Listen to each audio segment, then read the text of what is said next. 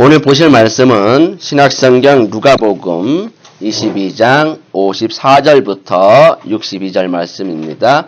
136쪽에 있는 누가복음 22장 54절부터 62절 저와 함께 한 절씩 교독합니다. 제가 먼저 읽습니다. 예수를 잡아 끌고 대제사장의 집으로 들어갈새 베드로가 멀찍이 따라가니라.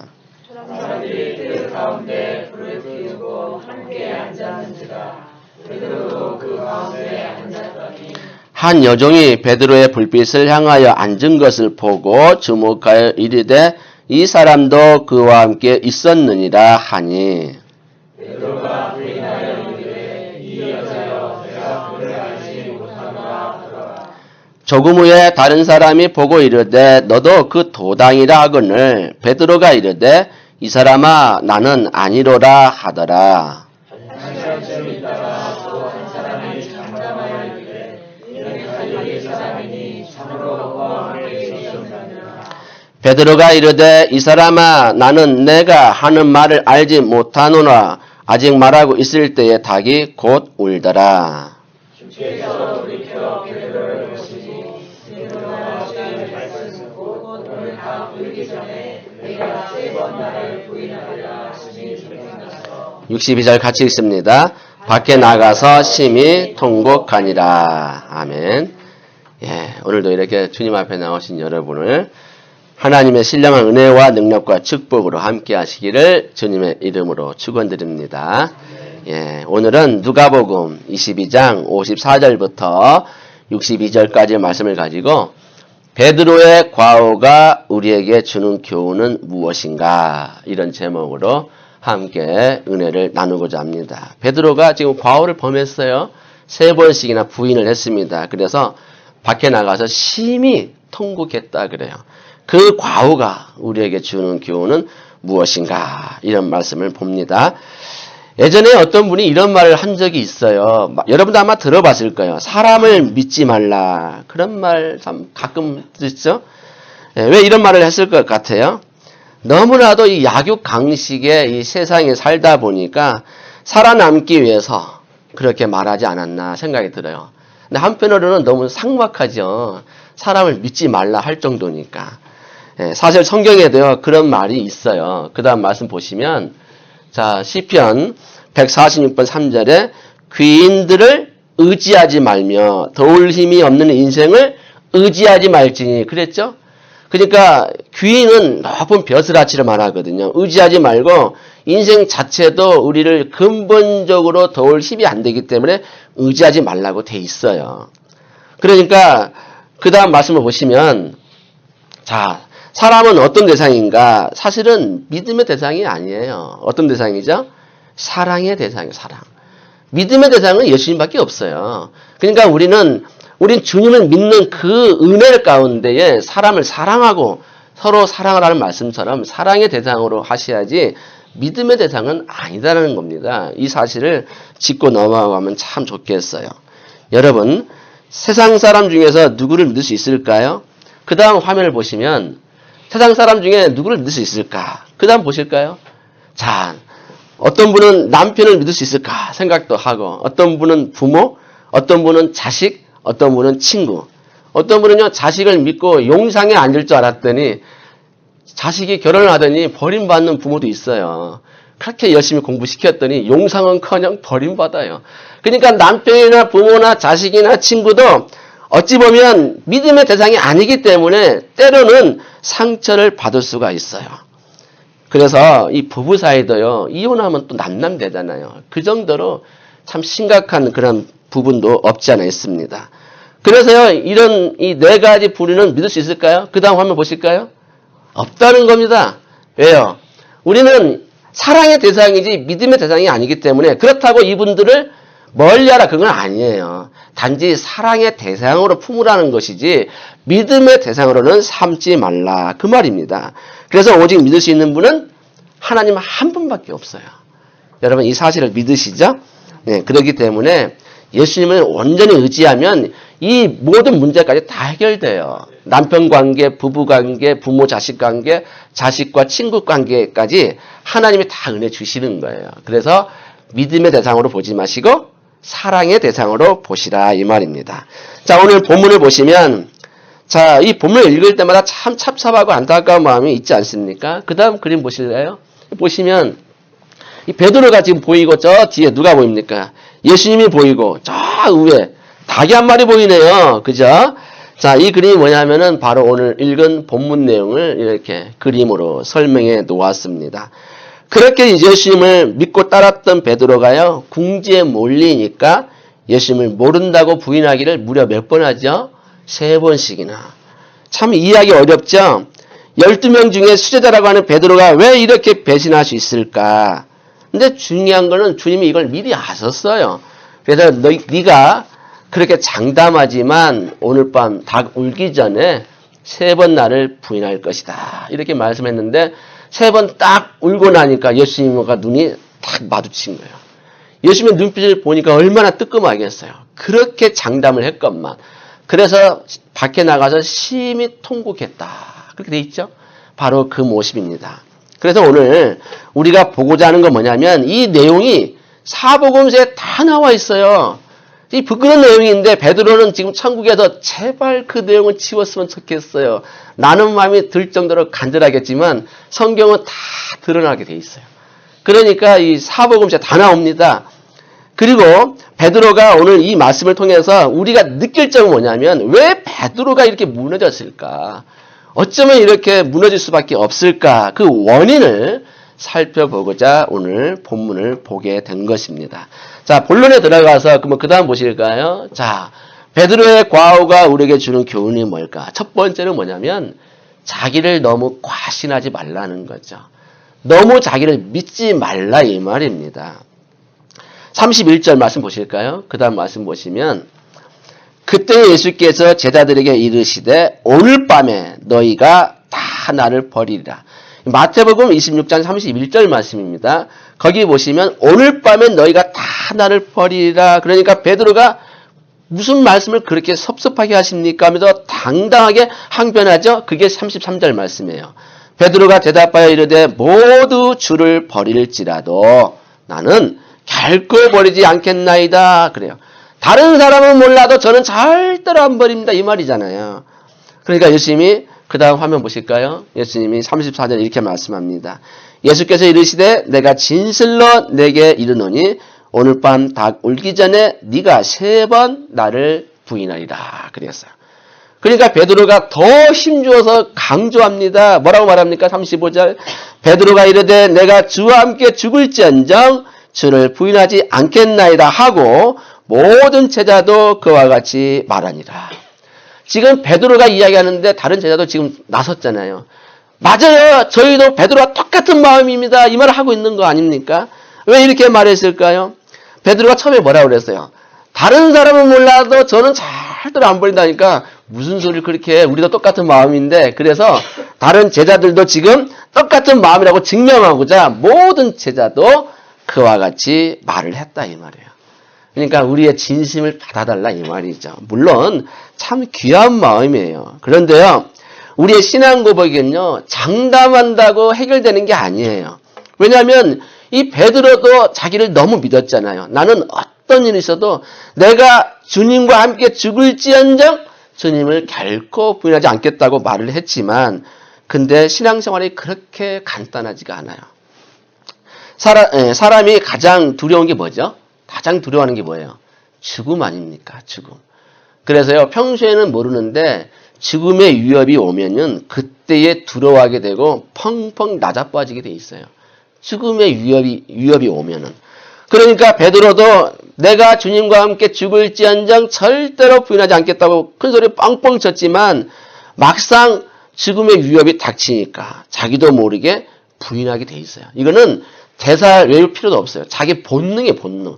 내가 생명의 위협을 느끼니까 자기도 모르게 방어를 하게 되는 것이죠.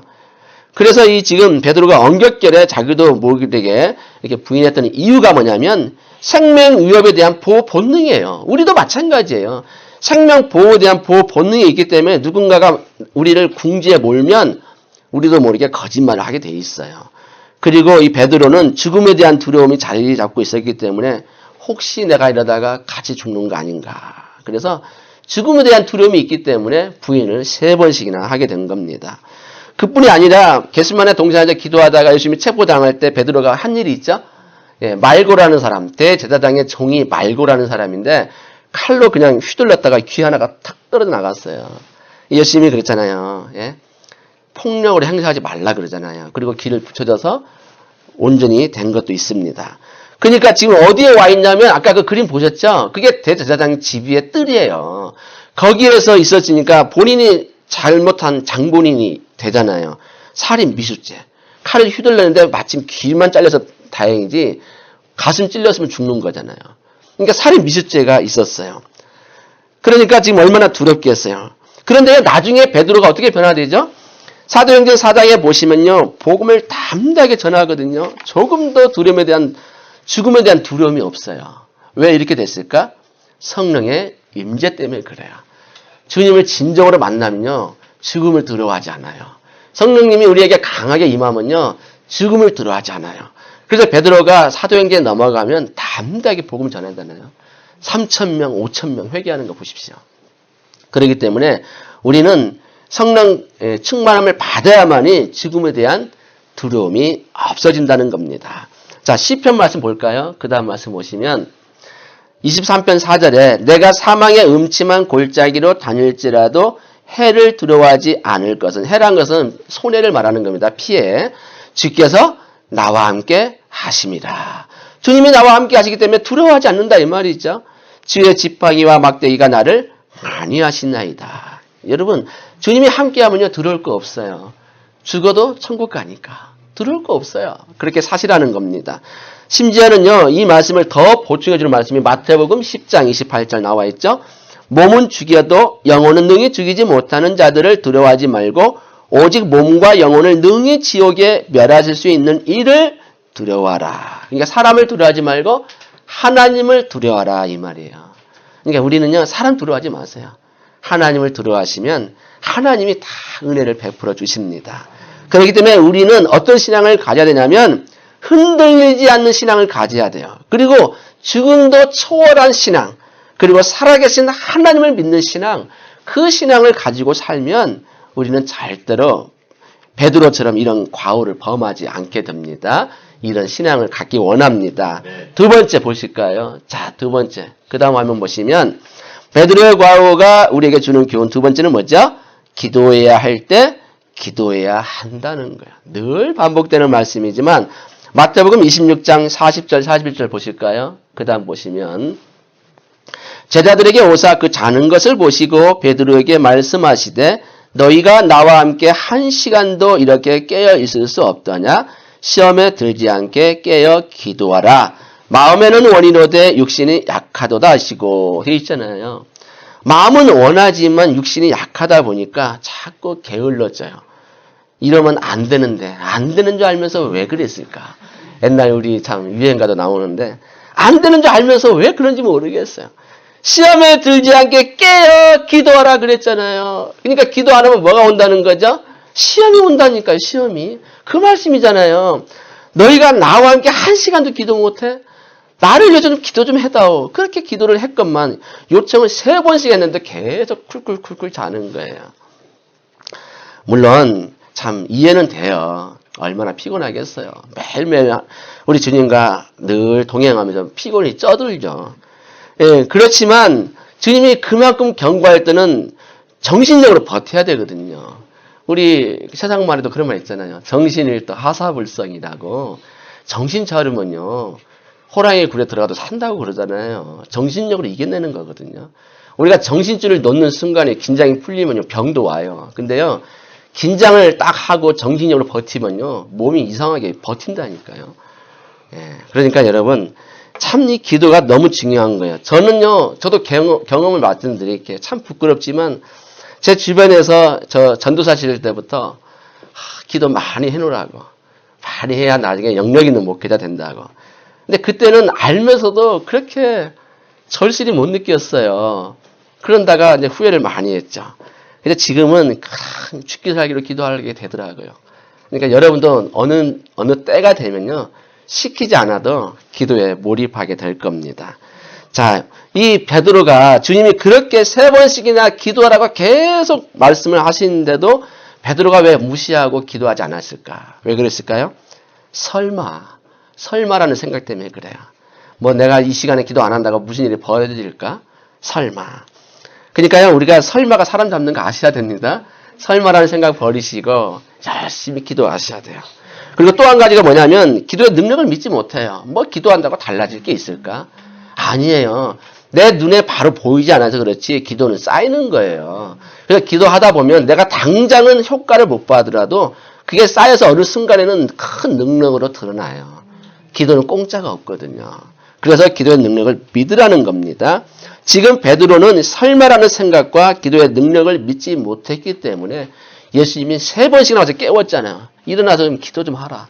그래도 무시하고 잠을 잤다는 겁니다.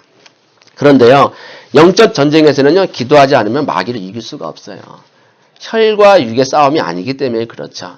특별히 십자가 사건을 앞에 두었기 때문에 절대절명의 상황 아닙니까? 이럴 때는 잠을 쫓아가며 기도해야 되는 거죠. 이때라도 주님은 그렇게 요구하신 겁니다. 여러분, 기도는요, 특권이죠. 그래서 기도를 잘하면요, 기도의 능력을 체험하게 돼 있어요. 그렇기 때문에 기도는 언제 해야 되냐면 평소에 해야 돼요. 평소에. 우리가 꼭 위기를 닥칠 때만 하지 마시고 평소에 늘 하다 보면 습관이 돼요. 그러면요, 자기도 모르게 체험하게 돼 있어요. 더 깊이 들어가다 보면 기도할 때요, 때로는 주님의 음성을 듣기도 하고 환상을 보기도 하고요, 뭔가 큰 은혜가 임하기도 하거든요. 너는 내게 부르짖으라. 내가 너에게 응답하겠고 네가 알지 못하는 크고 비밀한 일까지 너에게 보이리라 그랬잖아요. 크고 비밀한 일이 뭐예요? 우리가 생각지 않은 것까지 본다니까요. 그거를 달라고 기도할 필요는 없지만 하나님이 보여주세요.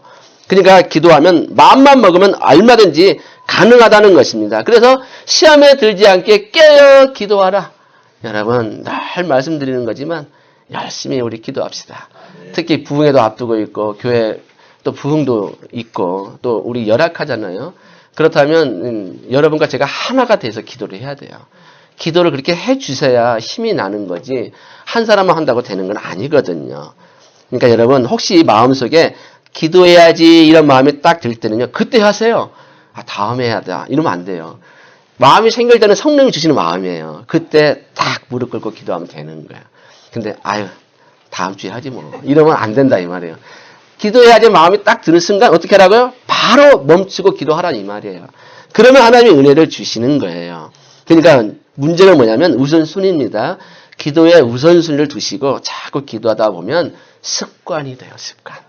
여러분, 회사 생활할 때 아무리 나가기 싫어도 나가죠? 왜 나가죠? 안 잘리려고. 그것처럼 기도도요, 내가 마음 먹으면 돼요. 얼마든지 돼요. 그러니까 우리가 마음 먹으시고 특히 격려상 받으신 분들 열심히 분발합시다. 그래서 우리 하나님 앞에 큰 은혜 있기를 원합니다. 자, 3번째 볼까요? 3번째. 베드로의 과오가 우리에게 주는 3번째 교훈은 뭐냐면 주님과 마음이 멀어지지 말라는 거예요. 마음이 멀어지면 안 돼요. 자, 54절 보실까요? 그 다음 말씀. 예수는 잡아 끌고 대제사장의 집으로 들어갈새 베드로가 따라가긴 따라가는데 어떻게 따라가죠? 멀찍이 따라가다. 거리를 두고 멀찍이 따라갔다. 이게요, 상당히 묘한 거리감을 느끼게 합니다. 예수님으로부터 마음이 멀어졌다 이 말이에요. 왜 멀어졌을까요? 그렇게 믿었던 선생님이 체포당하고 무기력하게 끌려가고 재판받으니까 실망감이 온 거예요. 그리고 아무런 저항도 못하고 그렇게 놀라운 일을 행했던 분이 왜 이렇게 무기력해요? 그날따라. 아무것도 안 하시는 거예요. 채찍 다 맞으시고 재판받으시고 끌려가시고 이런 모습들이 너무 무기력하게 보여서 실망된 거죠. 그래서 그런 모습들 때문에, 그리고 본인도 예수님이 체포당하고 군병들이 막 오니까 도망치죠. 그래서 그런 죄책감도 있어서 결국에는 이렇게 베드로가 멀찍이 따라갈 수밖에 없게 된 겁니다. 근데 베드로가 어떤 사람이죠? 늘 이렇게 자신 있게 말했던 사람. 다른 제자는 잠잠할 때 베드로가 늘 이런 얘기 저런 얘기 했던 사람이죠. 특별히 어떤 얘기까지 했어요? 사람들이 나를 누구라 하느냐 그러면서 너희는 나를 누구라 하느냐 할 때 베드로가 뭐라 그랬어요? 주는 그리스도시여 살아계신 하나님의 아들이십니다. 이렇게까지 말했던 베드로가요, 이런 일을 하게 돼요. 그러니까요, 우리가 말로 막 으쌰으쌰 한다고 되는 게 아니라니까요. 이건요, 성령님의 은혜가 아니면 안 되는 거예요. 그러니까 왜 이렇게까지 됐을까? 베드로가 이렇게 열심히 했는데 그건 뭐냐면 마음이 멀어지면 그렇게 돼요. 마음이 멀어지면. 여러분 찬송가 이런 거 있잖아요. 내 주를 가까이 하게 하면 십자가 짐 같은 고생이나 내 평생 주님을 찬양하면서 내 주께 가까이 다가가겠나이다 그러잖아요. 정말 십자가 짐과 같은 거예요. 주님께 가까이 가는 그 자체가 십자가 짐이에요. 십자가 짐. 그렇지만 늘 주님을 찬양하면서 가까이 다가가기를 원해야 되지 않습니까? 근데 베드로는 이 순간만큼은 멀찍이 거리감을 두고 이건 거리만 둔 게 아니에요. 마음 자체가 멀어진 거예요. 그러니까 베드로가 순간적으로 궁지에 몰리니까 3번씩이나 마지막 3번째는 저주까지 했다고 그래요. 이렇게 된다니까요. 그러므로 우리가요, 교회들을 살피고 우리를 살펴야 돼요. 우리의 마음을 점검하셔야 돼요. 내 마음이 주님과 멀어져 있으면 돼요, 안 돼요? 안 되잖아요. 그러니까 마음만큼은 멀어지면 안 돼요. 마음이 멀어지지 않기 전에 어떻게 됩니까? 늘 말씀과 기도에 전념하다 보면 하나님이 은혜를 주세요. 제가 그래서 이렇게 운동을 하는 이유가 있는 거죠. 그렇게 하면 여러분 마음이 주님과 자꾸 가까워지게 돼 있어요. 10분 기도 성경 한 장 읽다 보면 가까워져요. 이건 진짜예요, 진짜. 그래서 여러분이 그렇게 되길 원합니다. 자, 그 다음 이제 결론을 봅시다. 오늘 결론은 뭐냐면 베드로의 과오를 통해서 오늘은 종료주일이기 때문에 종료주일의 의미를 되새기자는 겁니다. 왜냐하면 성령 충만하지 못하면 베드로처럼 이렇게 부인하게 돼 있거든요. 그러니까 성령 충만함을 달라고 매일 경건 생활에 매달리면 이 종료주일을 잘 보내는 거예요. 아, 그래. 나는 말씀으로 경건 생활에 충만해야 되겠다. 그래서 우리 운동 그거라도 지켜야 되겠다. 그래서 이제 모범상을 받아야겠다. 우수상은 못 받아도 모범상을 받아야 되겠다. 우리 경로상 받으신 분들은 그렇게 돼야 돼요. 모범상. 그러니까 더 나으면 우수상까지. 그러면요 단가를 올려볼게요. 여러분이 그건 아닐지라도 어쨌든 간에 주님을 향해서 그렇게 하시면 하나님이 은혜 주시거든요. 주시려고 그렇게 요구하시는 것이지 우리를 고통시키려고 그런 건 아니거든요. 오늘 이 말씀 베드로의 과오를 통해서 종료주일의 의미를 되새기는 저와 여러분 다 되시기를 주님의 이름으로 축원드립니다.